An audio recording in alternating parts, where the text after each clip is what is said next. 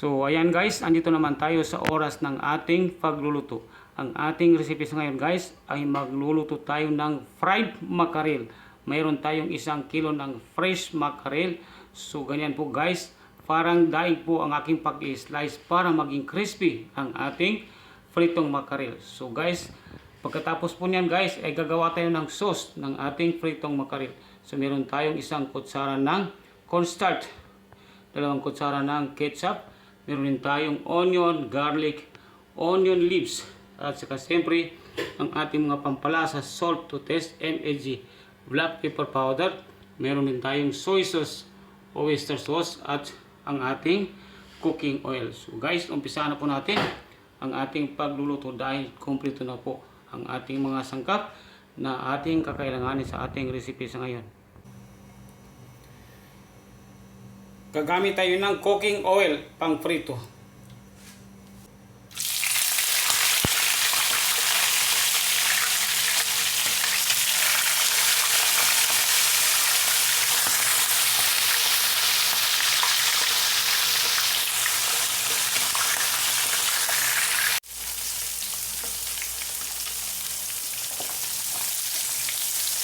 Balik-tarin natin guys.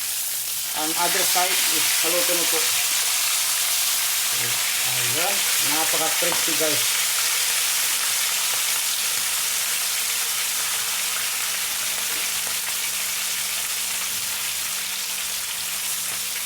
Napaka-crispy ng ating pritong mackerel.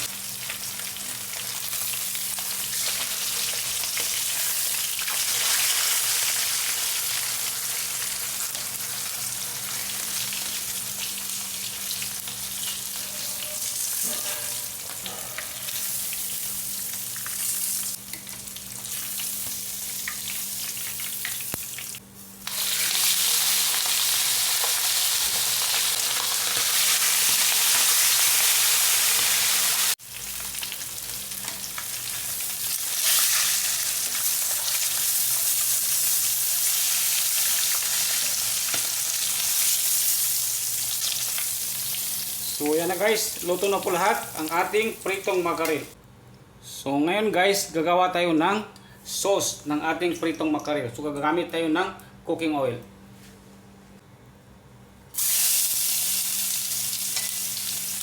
Garlic ang una natin igisa guys.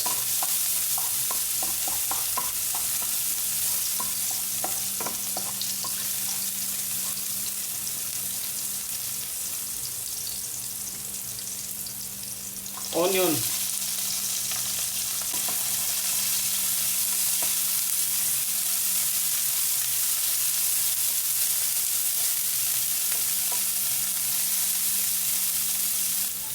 Lagyan natin konting salt to taste. Konting MSG. Konting black pepper powder.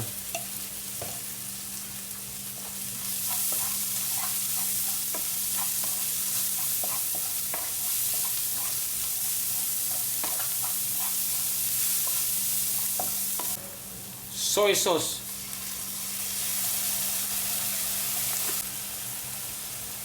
Oyster sauce. Ketchup guys.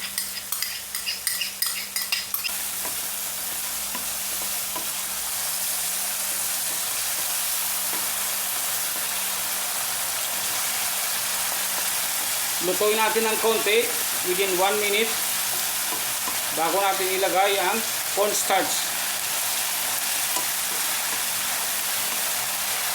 Cornstarch.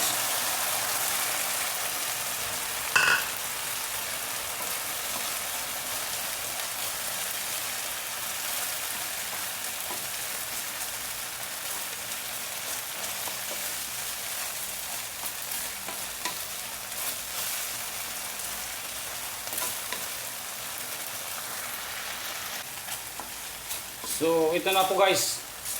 Luto na po ang ating sauce na ginawa para po sa ating pritong mackerel. Patayin ko na guys. So ito na po guys, well done ang ating recipe sa ngayon na pritong mackerel with sauce. So ito na guys, kain na po tayo. So please lang po, pag nagustuhan nyo ang ating recipe sa ngayon, paki-comment, like, and share lang po. At siyempre, paki-follow or subscribe.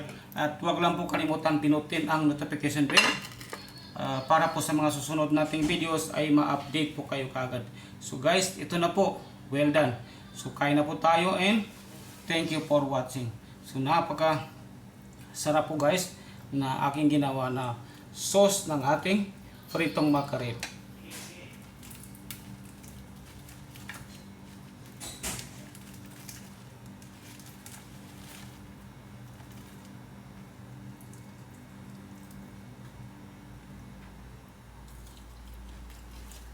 Napakayami guys.